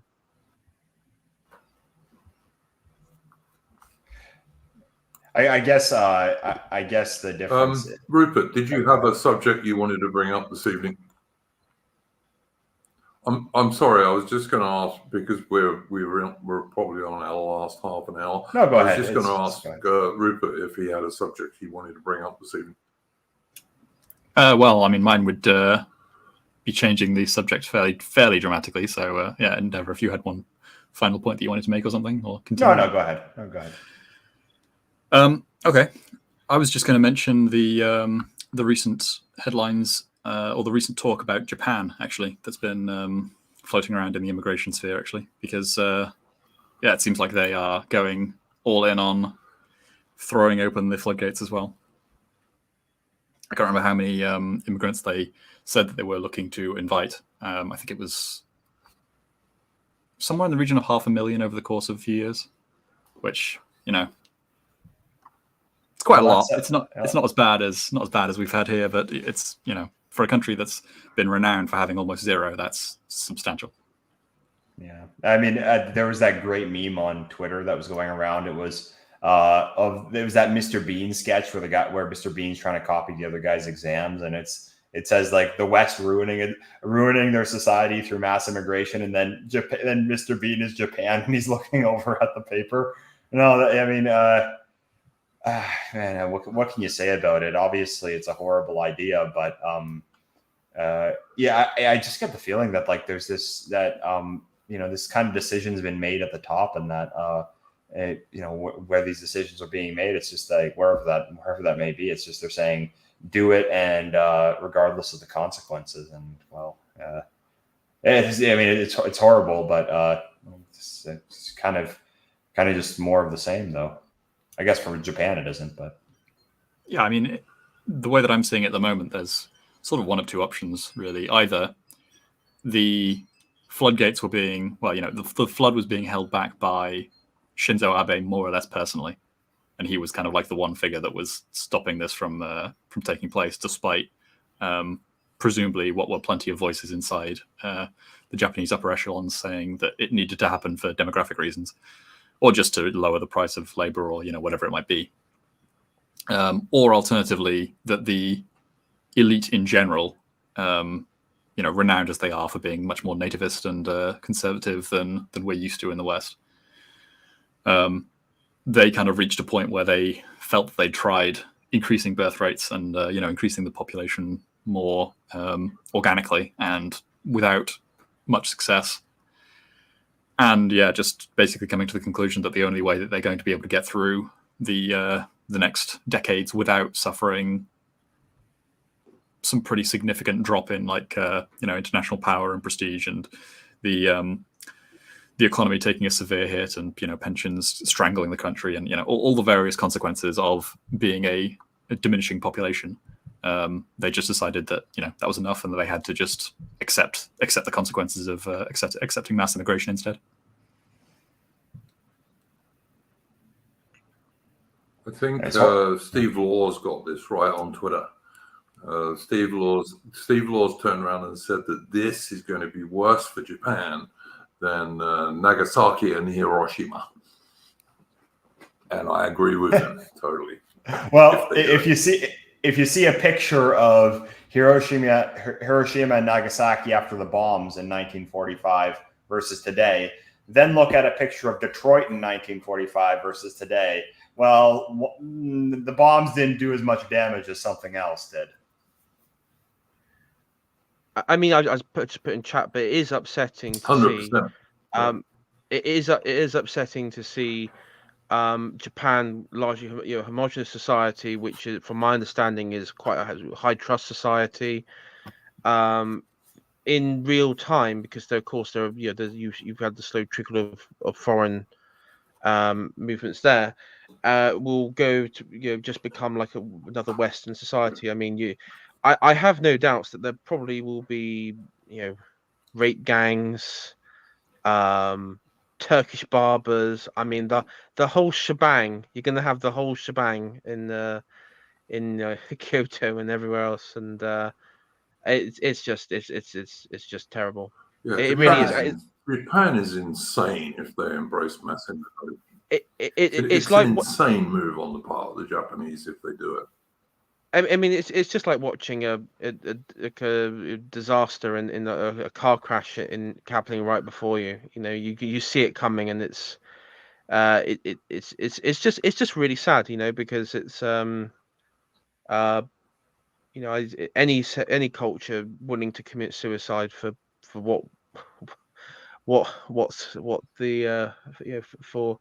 what they wanted to, and what's quite interesting is Japan has for some time. I mean, what made Japan quite unique though is that it has been for a while been able to avoid, largely thanks to Abe and others, to avoid what has befallen the West at large. Yeah. The other example that's kind of similar to this is Poland. Very recent, this past year, Poland has also. I mean, again, I'm not claiming that I know much about Poland, but Donald Tusk is in now. There's a channel on Telegram called Polish Connections, and he's always posting these like advertisements that they have like in Nigeria and India for like come work in Poland. Now Poland has this new hate speech law against discrimination against LGBTQ whatever. And you're seeing as well, just like with Japan, Poland as well, which was held up as kind of this. It was kind of a meme, we had the based Poland meme, but I think that one can be put to rest. I'd say that. So let's say, for instance, that I don't know what's going on in the within the Japanese elite class. But let's say, for instance, that they're not as hostile to their own society as the elites in ours are, which they, with our elites, there is the same like materialistic managerial mindset, but there is actually like this deep seated like hate and resentment against white Europeans, and that is motivating a lot of this. But let's say, for instance, in Japan, it's purely like based on economics. It's about their birth rates and their that they're going to have this demographic crisis. What I find kind of depressing is that nobody is considering, if this economic system we have basically, if the only way that we can keep this economic system we have going is that we have to basically destroy our genetic lineage, we have to destroy our culture, we have to bring an end to our ancient civilization, these nations which have existed for hundreds, or in the case of Japan, thousands and thousands of years. If the only way that we can keep this economic system running is by throwing that all into burning that on the fire, burning that as fuel to keep that machine going, well, then I think what that would tell me is that this economic system doesn't work, and we have to make a much more fundamental change, one that wouldn't require us to do this. So you just see that they're all just functioning on this mindset of GDP. What makes the line on the graph go up? Well, whatever increases GDP by 0.01%.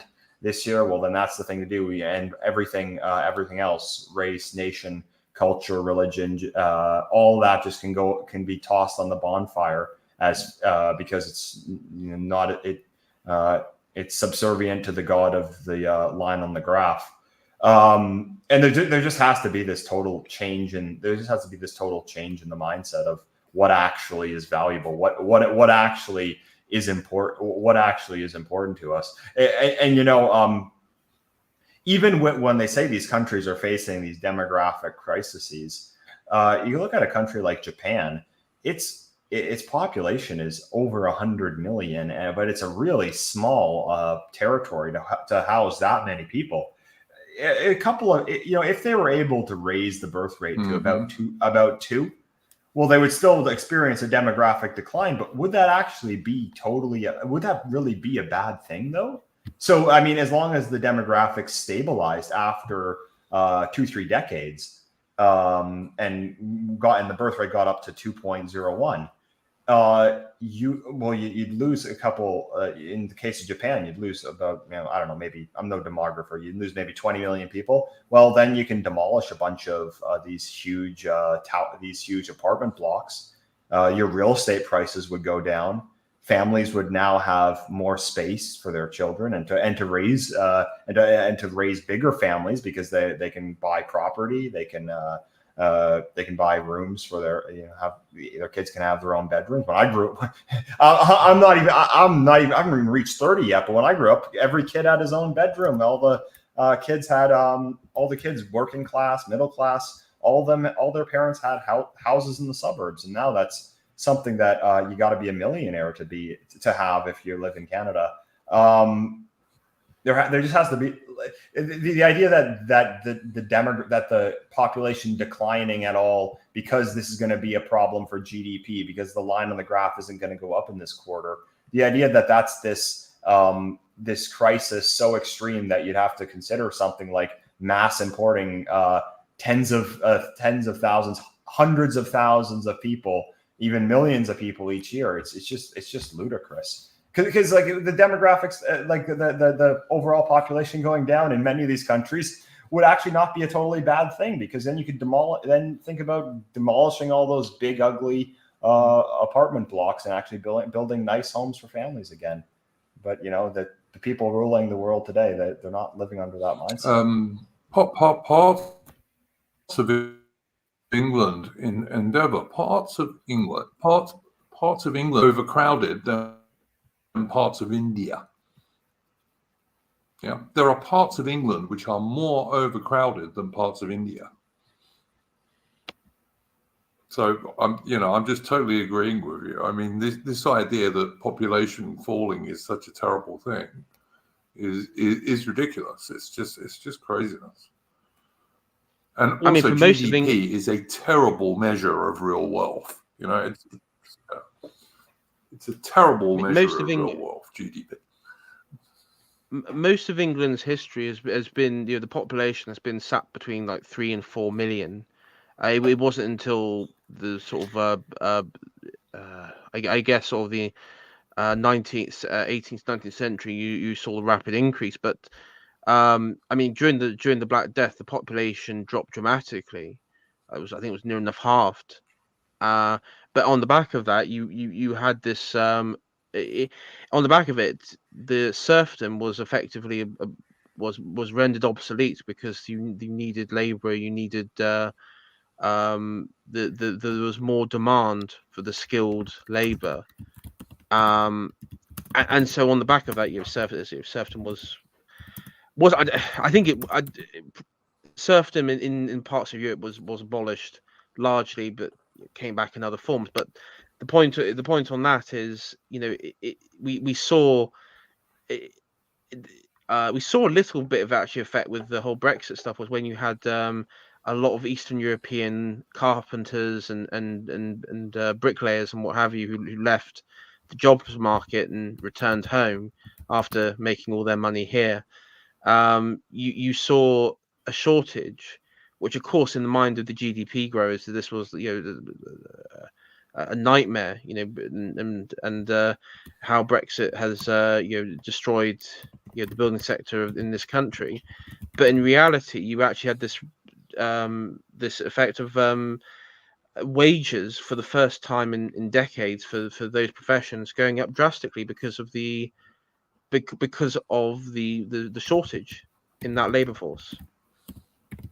And you know, they always bring out this argument. They'll say that we need immigration for the economy.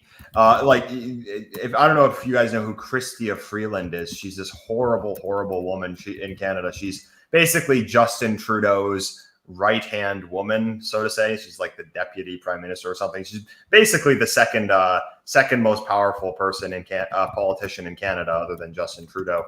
And she even came out and said that, well, we need more immigration to solve the housing crisis because we need immigrants to build the houses. I mean, it's like saying that I need to eat more. It's like saying that I need to eat more Twinkies in order to lose weight. I mean, it's incredible that anyone could actually believe that. I don't think she actually believes that. I just think, it's just lying through your teeth.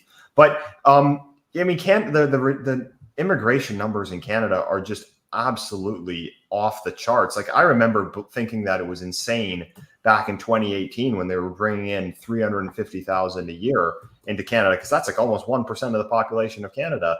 But Canada's population has risen by 1 million in the last 9 months. It's crazy how many people they're bringing into the country, and they keep saying, well, it's for the economy. We need immigrants.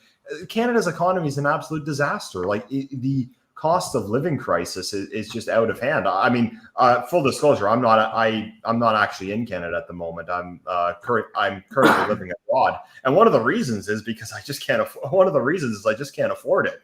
The housing prices are ridiculously high in Toronto. If you not that you'd ever want to live there, but if you in some theoretical situation, if you did, you'd end up spending like 2,200 Canadian dollars. That's maybe, I don't know, let's say that's like 1,700 US for a one room or even a studio. There was this funny TikTok video going around, those ones, it's like the young Zoomer or millennial woman freaking out about how she can't make it now because of how difficult the economy is. There was this one that was going around that you had to pay 800 Canadian dollars a month, which US, let's say that's like, I don't know, 600, 550 or so, to live in an apartment which you have to share a bed with a stranger. So you actually have to sleep in the same bed as a complete stranger. And you have to pay 800 or 900 Canadian dollars a month for that. And then the food prices in Canada are also just ridiculous.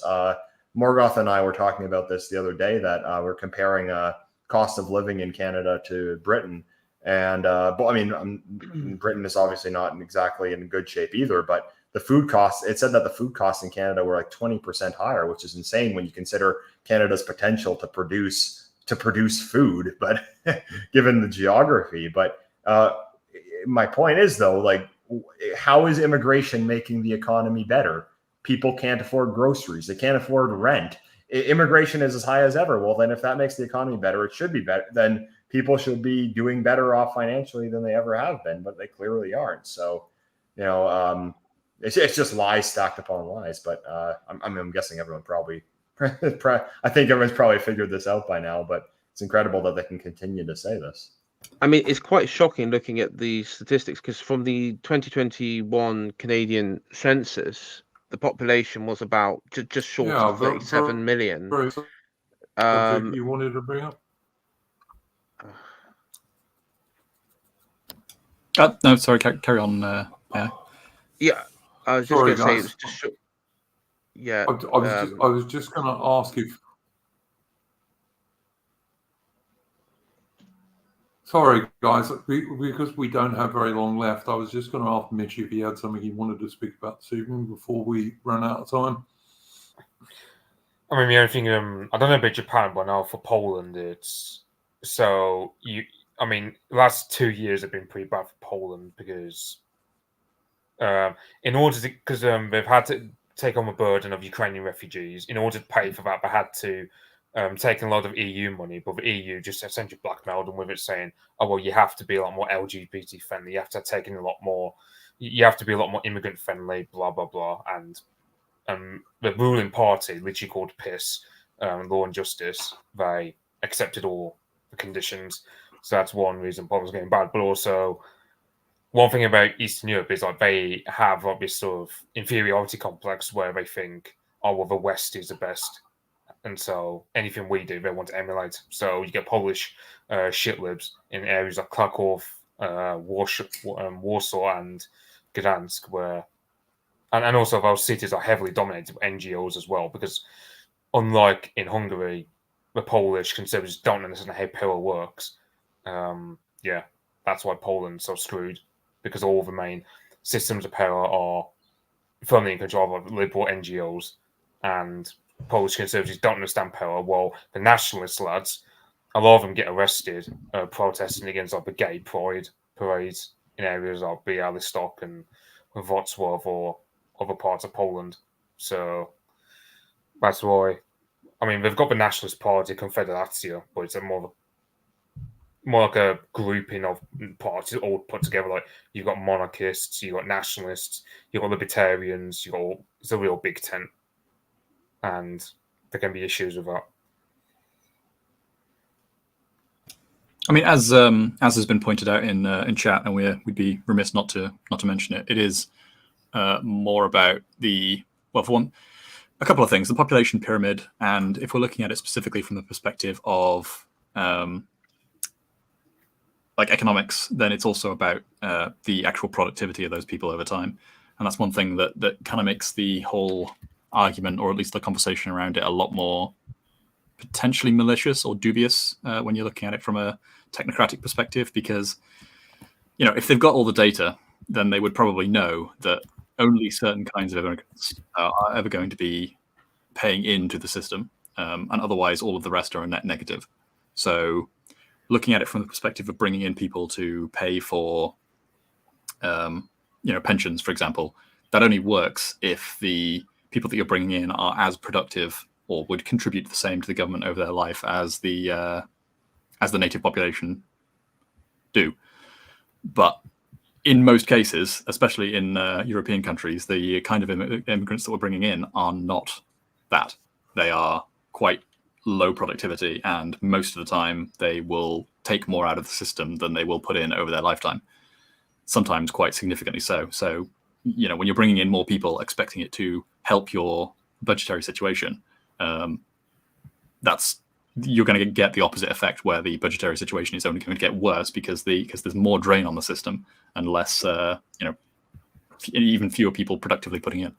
Well, and the other thing is that even if they were economically productive, let's say Chinese or high caste Indian or something like that, these people are ethnocentric, and they have a media that's telling them that everything wrong with their life is the fault of white people. When they control the country, when they control the institutions, do you really think they're going to be paying this huge bill to these older white folks each month, paying their social security checks? No, they're not going to do that. You're not going to. Let's say that Canada, it was ruled like in 50 years is ruled by a bunch of by China. Do you think that they're going to think, well, we really do owe it to these older white Canadians who are now on benefits? We got to pay them their social security checks. We got to pay their Medicaid. We got to pay all that because, well, we made this promise. That's why they brought us here in the first. And they're not going to do that. They're going to just tell you, well, tough, we're not paying for you and you can go die, because they don't care about you. You're not part of their group. And like the entire idea of Social Security, the entire idea of these benefits for the elderly, it's based on this idea of assumes a high trust society where people actually identify with the elderly and actually care about the elderly and want their parents and grandparents to have good, comfortable lives when they're in their latter years. But the society that they're creating, not only are they going to be not care about those people, they're going to like actively despise them, and they're not going to be given these benefits. That is, if that money was even there to begin with, which it probably won't be. Yeah, also good point. But I mean, yeah, the only thing you can say if you're being, if you're trying to steelman it, is that either they don't know the data because they just refuse to look into it by, segmented, even though that data is available. Very hard to believe. They're viewing it from a perspective of like pure economics in terms of, just the human capital economic unit as just, interchangeable. Everybody is just, aggregate. And you just have a single type of human and you can just import more of them at will and they'll be functionally interchangeable. Or that's not the objective at all, and what they're actually doing is much more deliberate.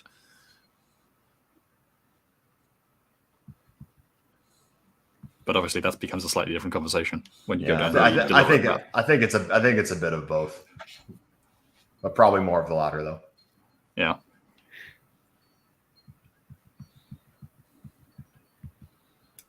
All right, gents, we've been going for almost 2 hours. Endeavour, is there anything you would like to shill, like your YouTube channel or what have you? Yeah, so I'm still on YouTube. You can find me on my channel. Tomorrow, Morgoth and I are returning with our classic movie series. We're going to be watching Demolition Man, so it should be an interesting stream. And I'm also producing content on Substack now, and that's where all of my main stuff goes. My videos, I write them out as essays on Substack first, and then I turn them into videos later. So yeah, that's where you can find my stuff.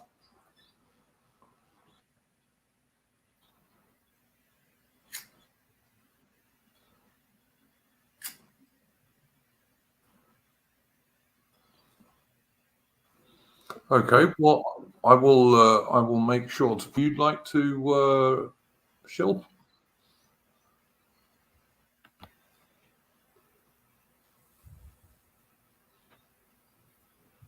Rupert August, is there anything you'd like to shill? Yeah, certainly. My YouTube channel, much as ever. I'm not very active on Twitter at the moment, but hopefully I will be at some point. Well, X, I should say. And AI, you've also got a YouTube channel, haven't you? Yeah, I've got a YouTube channel, AI Shaitori, and it's a I've been covering the Richard the Mysterious Death of the British Empire by Richard Hilton with Connor and Iron Duke, who were on my channel last week, I think, or possibly the week before, and it's we're doing a long series, chapter by chapter, going through it and discussing each chapter. I think last chapter was on the company rule in British India, particularly the role of Robert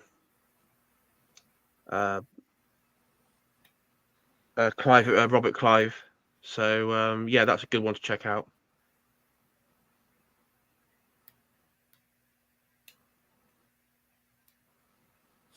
Okay, well, all of those YouTube and other links, although it will be after I had a sleep, since it's only 8 o'clock in the morning here now. I started at 6 a.m.